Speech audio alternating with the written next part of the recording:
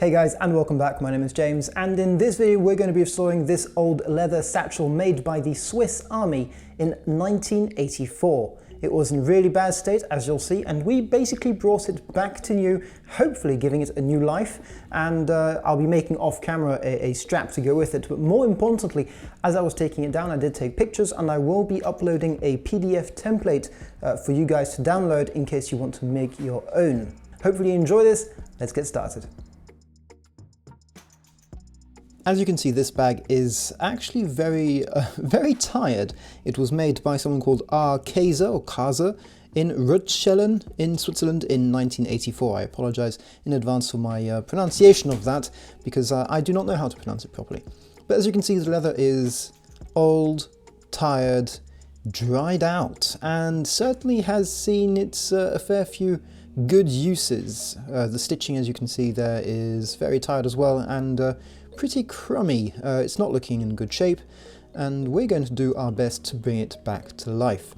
Now, the leather is incredibly stiff, and because it has dried out in a very weird position at the back, the whole system to open it and close it is terribly rough and stiff, and you'll see in a second it has a sort of hinge issue with it where it's tough to manipulate, but overall this bag is still in relatively good shape. It just really needs, and here's the hinge issue I'm talking about, you see how stiff, and yeah, it's very stiff and then suddenly gives, it's very odd, very weird, but that's just due to the leather being very dry.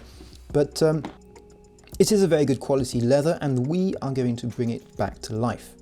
Now, the first thing I always do is change my blades on my scalpel. Now, one of the biggest things I would recommend for anyone in leathercraft, beginner or not, is to make sure your blades are always extremely sharp. Having good tools does a lot to help you improve your craft, and starting with a sharp blade is the #1 place to start off with, simply because the sharper your blade, the less chances you'll have of making a mistake. The reason behind that is quite simple. With a dull blade, you'll have to press down harder, which means you'll have less control, and the day you do slip, because we all do slip with our blades from time to time, then if you're pressing down really hard, you have a higher chance of hurting yourself or damaging your piece, or both possibly. So make sure you keep your blades sharp. In this case, I'm using a scalpel because, well, first of all, I wanted a very thin blade that could allow me to get, as you can see, between the layers of leather. And secondly, I love to be able to interchange the blades very rapidly for different projects when I want to make sure my blades are still perfectly sharp. Now, yes, I do also have some fixed blades on knives and stuff, which I'll use a strop to keep sharp, and I can keep them razor sharp. And that is another thing that you have to learn in leathercraft, is how to keep your blades sharp and your tools in general in working condition. I think taking care of the tools is one of the best investments you can do. Making sure your tools are in perfect condition will definitely help you in the long run with your craft. But as you can see, the leather here is very thick. It's about 2.5 if not 3 millimeters thick, and it's very stiff. It's very condensed. This is very good, and I'm using the word very a lot. It's very good vegetable tanned leather from the 80s in Switzerland. Now, there is something to note here very briefly. It's that I will be replacing some of the rivets, but not all of them. As you can see, some of the bigger ones have got a bit more substantial than what I actually have, and I won't have what I need to replace them with, so I'm just going to be taking off as many as I know I can replace, but leaving on some of the others. Now, I did mention I'll be making a PDF pattern, and yes, I've got all the pictures for that, and I'll be making it and displaying it down in the description below this video very soon. If not, maybe it's already there. As I mentioned, if you're watching this video later, it may already be down there in the description, so do go and check that out. But some of the pieces I didn't take off the bag, and will be eyeballing in the PDF template. So they will be included in the PDF template, but yeah, just in case you're wondering, the two pieces at the back to hold on the strap, I will have those ones, as you can see there, I will be leaving on. Now, there is something you need to know about the Swiss Army. It's that it is, as far as I know, obligatory, today at least, and it probably was at the time as well, for nearly everyone to do 2 years of military service, or at least, I think it's 2 years, or is it 1 year? Well, to go through military service, or at least be part of an active military thing, I believe at the age of 18. I may be wrong on this because I don't know exactly the laws on that, but yeah, relatively early on. And the particularity of the Swiss Army is that you get to go home with basically all your gear. Now, there are reasons why they do that. For a Pacific country or a pacifist country or a neutral country, having everyone armed to the teeth is a great way of ensuring that no one's going to want to attack you. I mean, there are many other reasons why, but I'll get to the second reason in a sec. I just wanted to jump back into the video here. What I'm doing right now is using saddle soap to give my piece a test. I just want to see how much grime saddle soap is going to be actually able to take off before deciding what to do next. I still need to remove all the stitches, but I just wanted to do this quickly just to give myself a good idea of what I'm working with, and as you can see, it's already doing quite a lot. So back to the stitches and back to what I was saying about the Swiss Army. Since people are given their tools and given their gear for life, it stands that the Swiss will be making all their equipment to a very high standard. Now, all the leather items that I found from that era have all been stamped with the specific master saddler, the master leather worker from the army at the time who made that particular piece. And this is what makes the beauty of these, is that they are made to certain specifications, so I can't speak today, but every master saddler will have his own way of stitching, will have his own way of doing all the different cuts and stuff, and you can definitely see that from all the different pieces. Now, I've restored maybe up 10 of these now to date, different shapes and sizes and leathers and years and saddlers, and I can say that even if they're made by lots of different people, every time the quality has been very, very consistent, and with a bit of tender love and care, cleaning and nourishing the leather, they have all been able to be brought back from really, really tough conditions. If you've seen my previous video on bringing back to life 2 little ammunition pouches from the 1960s, you'll know exactly what I'm talking about. And in this case, you'll see the same result, or similar to the one I got in those videos. But one thing I would like to point out is, after all that, or all I've said about the Swiss Army, it's really nice to see how they've made these things to last. And they haven't just made them quickly, they've made them very, very well. The precision in the craft, the art used to make this, is of the highest standard, and I am always blown away by the quality of the pieces that I'm left with at the end. I find that they do an amazing job selecting great leathers that last, and building these quality pieces that are, for me, unparalleled at the time, especially for military forces. If you compare it to what I've seen from the French army, from the British army, or from the other armies around Europe, you'll see that everything seems to be more mass-produced. Even if it's done by hand, it seems to be much more mass-produced, and at least it's not going to be saddle-stitched by hand, it's going to be machine-stitched. So yeah, really impressed about this.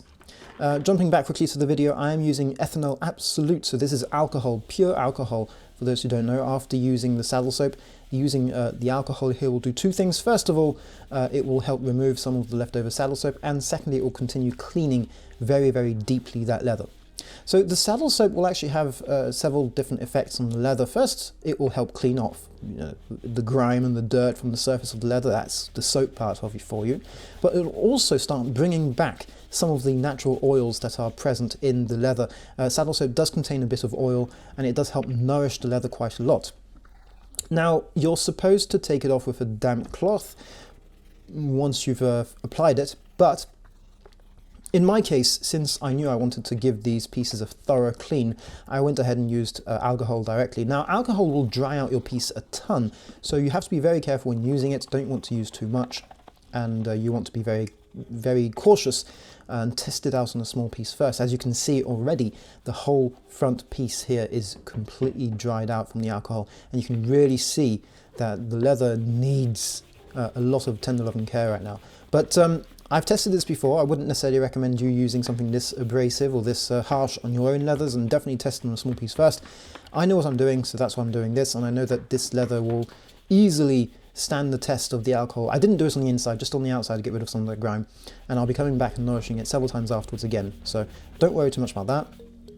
Here is the first step of nourishing this leather, bringing it back to life. Neatsfoot oil is a natural oil present in the feet of the beef or the cow, and yeah, beef is for the meat and cow is for the animal. So it's natural oil present in the foot of the cow, and it's an amazing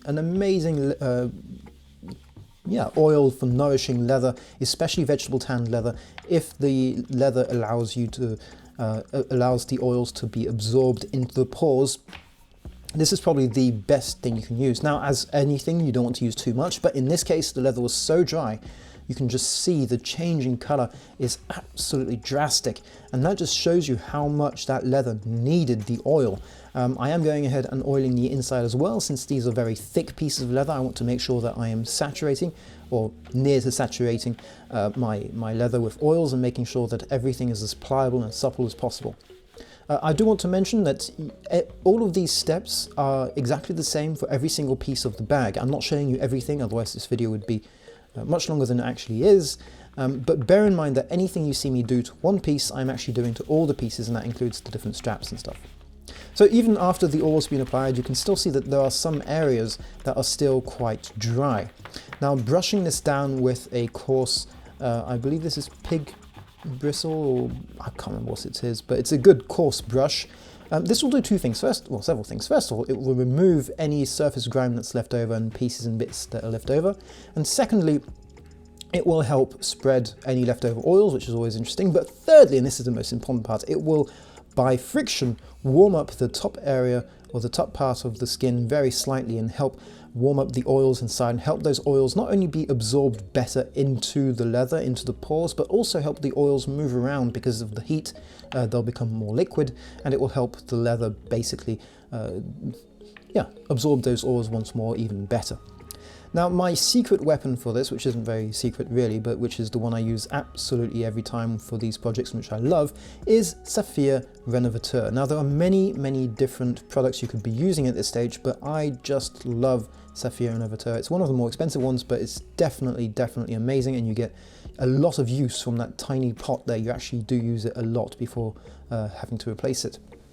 Now, this is made out of mink oil, as far as I can tell, or at least if I read the label, it's made from mink oil, and it will have several effects. First of all, it will nourish the leather once more really well, nice and deeply, but also it will have a small amount of wax left in it, and the wax will help both seal in the pores and help give it a shine that you'll see come in later. And this means that you're actually protecting your leather against the elements, against anything else further down the line. So I do recommend Saphir Renovateur quite a lot. Now, back down into my work area, we're going to be installing the rivets here, and I don't have the exact same rivets as mentioned, but this is simple, I think it's 9mm sized rivets, and this is quite a straightforward process, and once it's riveted in, it is going absolutely nowhere. As you can see, I didn't touch the main rivets, which I don't have access to replacements for, so there we go. At this point, there isn't much to do really, just rebuild the bag and lots of stitching. But I want to just point out one last thing. Sorry guys. About the Swiss Army. Because you're given your gear for life once you've left the Swiss Army, it's up to each individual soldier to take care of his equipment, which is why you'll see these pop up from time to time on things like on Etsy or eBay and things like that. And you'll find them in lots of different conditions, and the reason is very simple, is because each soldier or each civilian was given the full care of his or her own issued items. They have been cared for differently in different ways with different products, or not even maybe sometimes, by those different people. And also they'll have been used in very different ways, which is why the condition on some of these will be so drastically different from one to another. But in general, they are always great to go back to life, really, back into use as soon as possible. So as you saw, I did give it another last coat of the Saphir Renovateur, just because I felt that it really wanted to be loved a bit more and wanted that extra coat. And on the template, I will be showing you where to punch your holes, but I won't be giving you the exact holes locations for every piece. So it will be up to you to figure out how you want to do it, whether you want to use an awl to punch through the holes, or whether you want to go the way I would with a stitching chisel and punch those holes before you stitch it all together. Which means that the different steps you'll be seeing here may not apply to you, when building your own bag, if you decide to build your own bag. My issue was trying to use the previous existing holes, which is why you saw me use some of those needles in order to line up the holes before pressing it all down. I wouldn't normally use these pliers here, but because this is a part of the pocket that will not be visible from the outside, or even from the inside, I decided to go ahead and do this anyway. The reason you want to press down really hard is twofold. First of all, you want to make sure that the two pieces are really binding together very well and make sure that everything or the whole surface is binding. Secondly, it will help push out any air pockets or air bubbles that may be getting in the way, and overall will help give your two pieces a much better, stronger lasting bond. Now that everything seems to be ready, the hard task, or the hardest part, is going to be lining all the holes up and stitching again. Unfortunately, I wasn't able to get you guys a very good camera angle, so I apologize for this. I was very concentrated on what I was doing, so yeah, I was trying to do my best. Not very easy. Go ahead and secure this part down so that I can get working on the stitching. I'm using Maisie thread. It is a linen waxed thread, which I always like to wax again. This may not necessarily be very useful, but it helps me for several reasons. Basically, it will help protect the thread in the long term, theoretically, but most importantly, it will mean that it will help straighten out the thread once it's been taken off the ball of threads, the roll, whatever. Once it's been taken, once you've pulled the amount of thread you want, by waxing it, it ensures that your thread becomes a bit more stiff and easy to work with. Now, I find that Maisie do some amazing threads. In this case, I'm using the 0.6mm thick thread, which is possibly one of their thickest ones here. There are many options out there for you guys. The original threads from the Swiss Army is like an 0.8 or even a 0.9mm thick twine, or is it linen thread? No, it's waxed linen thread, which you can't really find nowadays, but hey, any threads really work. I like to use something that stands out like this with a very nice contrast in color. So yeah, go ahead and secure secure the two corners of the bag by stitching them together with a boxed stitched construction, as you can see here. And yeah, then you're basically pretty much set to just stitch up the rest of the bag and ready to go. The nice part being that there are quite a few rivets holding on the main pieces, which means that there is actually not that much stitching to go. So let's have a look at a before of the bag as it was when we first got introduced to it, and then I'll show you the after in a few seconds. But yeah, as you can see, very tired and in need of lots of tender love and care.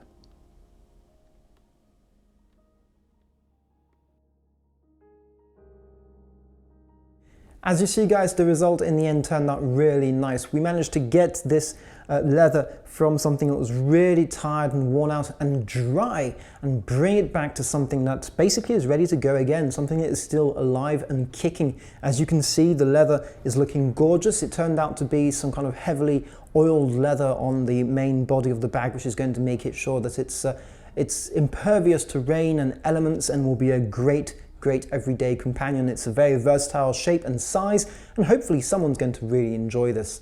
If you want to pick up this specific bag for yourself, I will be adding it to my Etsy page. Now, you may not grab this specific one if you're a bit too late to get there, but I have a lot of other things, other cool things like this on my Etsy page, as well as some other things that I make and sell, and some PDF templates that you might want to purchase as well. And if you're not ready to make the plunge just yet financially, well, don't worry, there are great ways of supporting my channel and what I do. The main one being, please subscribe, hit the like button, and yeah, just leave me a comment. I'd always love to hear your thoughts. In the meantime, guys, thanks a ton for watching. Thanks for being here. Hopefully you've enjoyed, and hopefully you've learned something. And hopefully I'll see you very soon for some more leathercraft.